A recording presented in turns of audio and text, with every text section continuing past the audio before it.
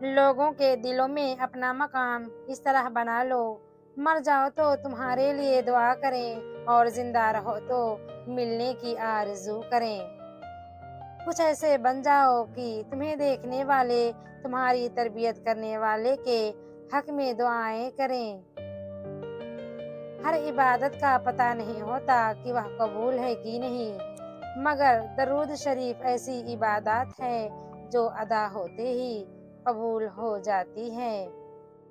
جب کوئی شخص دوسروں کے لیے دعا کرتا ہے تو عرش الہی سے آواز آتی ہے، اے دوسروں کے حق میں دعا کرنے والے شخص، تیرے لیے 2 لاکھ فرشتے دعا کریں گے۔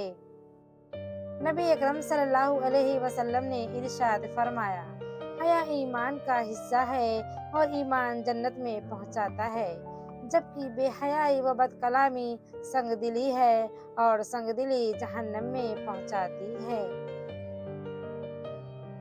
جو اپنا غصہ روکے گا، قیامت کے دن اللہ پاک اپنا عذاب اس سے روک دے گا۔ نصیب، رزق عورت کے نصیب سے ہوتا ہے اور اولاد مرد کے نصیب سے، لہٰذا رزق کے لیے کبھی مرد نہ چھوڑو اور اولاد کے لیے کبھی عورت نہ بدلو۔